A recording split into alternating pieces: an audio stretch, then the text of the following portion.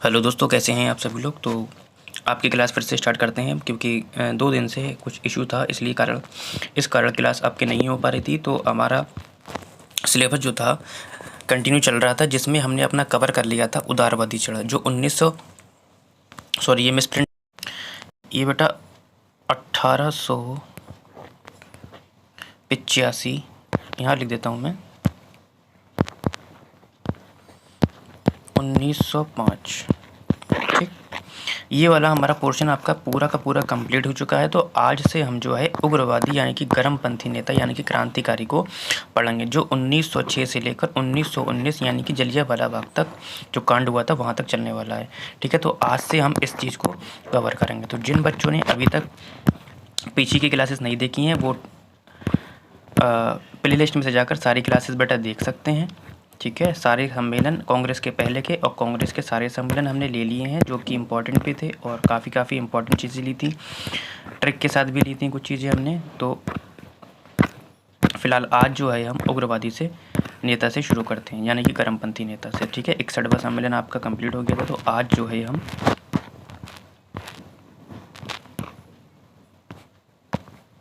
शुरू करते हैं। ठीक है बेटा, तो ये जो समय चला था आपका, ये जो समय चला था, जैसा कि अभी मैंने आपको बताया 1906 से लेकर 1929 तक ये आपका चला था। ठीक है, इसमें बेटा 3 नेता थे।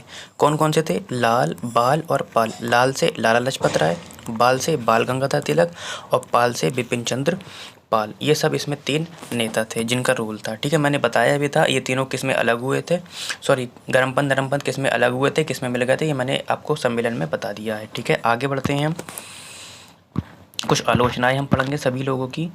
ठीक है, यहाँ से क्वेश्चन बन जाते हैं। सबसे पहले बाल गंगाधर की आलोचना क्या थी? उन्होंने क्या कहा?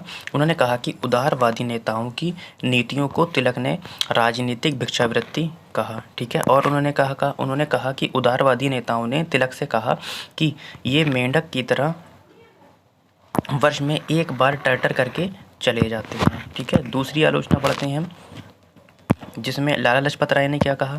लाला लाजपत राय ने कहा कि कांग्रेस के सम्मेलन को शिक्षित भारतीयों का राष्ट्रीय मेला कहा जाता है। ठीक है, आगे बढ़ते हैं।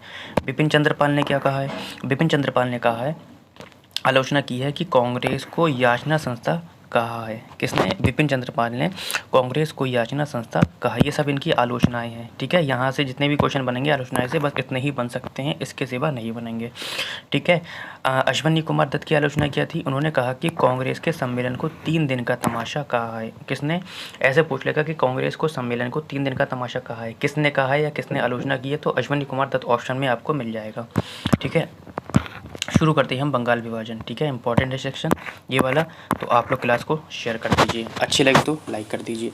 तो बंगाल विभाजन 20 जुलाई 1905 बंगाल विभाजन की क्या की गई थी बेटा? घोषणा की गई थी। यहाँ से सीधा क्वेश्चन पूछ लेता है कि बंगाल विभाजन की घोषणा कब की गई थी? तो 20 जुलाई 1905 ईस्वी में की गई थी। 7 अगस्त 1905 कलकत्ता के टाउन हॉल में विरोध शुरू हो गया था इसका। जैसे ही घोषणा की गई जुलाई में, तो क्या हो गया?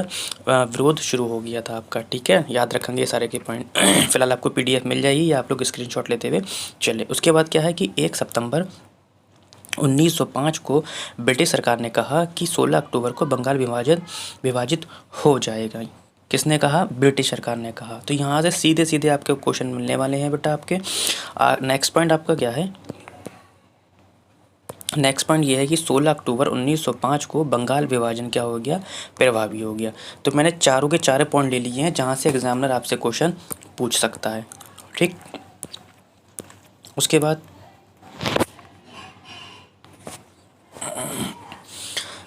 क्या है कि बंगाल विभाजन के बेटा कारण पूछ लेता है कि बंगाल विभाजन के कितने कारण थे और कौन कौन से थे। तो बंगाल विभाजन के बेटा 2 कारण थे, एक सरकारी कारण था और एक वास्तविक कारण था। सरकारी कारण में अगर हम पढ़ते हैं तो प्रशासनिक समस्या थी उस टाइम पे, और अगर वास्तविक कारण देखा जाए बंगाल विभाजन का, तो राष्ट्रीय आंदोलन कमज़ोर करना। जो राष्ट्रीय आंदोलन कांग्रेस का चल रहा था उसे कमज़ोर करना, यानी कि हिंदू मुस्लिम को क्या कर देना? अलग कर देना। और यही सबसे बड़ा मेन मुद्दा है जो आज भी चल रहा है आपका, जैसा कि आप लोग देख रहे हैं। उसके बाद बंगाल विभाजन लॉर्ड कर्जन के द्वारा अलग किया गया था। सबसे मोस्ट इंपॉर्टेंट क्वेश्चन आपका यही है कि बंगाल का जो विभाजन था किसके द्वारा किया गया था? तो मैं बता दूँ आपको, लॉर्ड कर्जन के द्वारा किया गया था। लॉ ही नहीं है, लॉर्ड कर्जन के द्वारा किया गया था। ठीक है, इंपॉर्टेंट पॉइंट है ये आपका। इसे नोट करेंगे। ठीक, आगे बढ़ते हैं। अब जो बंगाल का विभाजन हुआ था कहाँ कहाँ कितने भागों में बटा था देखते हैं। तो बंगाल का जो विभाजन है बेटा, एक पश्चिम बंगाल बना था जब टुकड़ा हुआ था उसका, तो एक पूर्वी बंगाल बना था। ठीक है, ये याद रखेंगे, एक पश्चिम बंगाल बना था और एक पूर्वी बंगाल बना था। पूर्वी बंगाल का मतलब ये नहीं है कि वो इस साइड में है आपका, ठीक है, मगर बंगाल इधर ही है आपका। तो इस तरीके से बना था, एक पश्चिमी और एक पूर्वी, जो यहाँ से इस तरीके से जाता है आपका। ठीक, पश्चिमी बंगाल के बारे में हम पढ़ लेते हैं कि पश्चिम बंगाल की राजधानी क्या थी, इसमें कौन लोग थे और क्या क्या राज्य इसमें शामिल हुए थे। तो पश्चिम बंगाल में बेटा राजधानी अगर हम बात करें पश्चिम बंगाल की तो कलकत्ता। अगर पश्चिम बंगाल की बात करें, इसमें हिंदू ज़्यादा थे। किसमें? पश्चिम बंगाल में हिंदू ज़्यादा थे। और इसमें कौन कौन से स्टेट थी आपकी, इसमें देखो एक पश्चिम बंगाल था, एक बिहार था और एक उड़ीसा था। ये पश्चिम बंगाल के अंतर्गत आते हैं। ठीक है, जबकि पूर्वी बंगाल की अगर हम बात करें तो पूर्वी बंगाल की राजधानी ढाका है और जिसमें क्या था, मुस्लिम ज़्यादा थे। ठीक है, और इसमें पूर्वी बंगाल और आपका असम क्षेत्र आते हैं। ठीक है, ये इतना क्लियर हो गया। आप लोग स्क्रीनशॉट लेते हुए चल सकते हैं या PDF आपको टेलीग्राम पर मिल जाएगी। आप लोग टेलीग्राम चैनल ज्वाइन कर लीजिए, लिंक डिस्क्रिप्शन में दे रखा है बेटा। ठीक है, तो बेटा आज हम यहीं रोकते हैं। तो जो हमारी टाइपिंग हुई थी वो किसी कारण की वजह से हो नहीं पाई थी, तो आज हम यहीं रोकते हैं। इसके बाद आगे कल से हम शुरू करेंगे।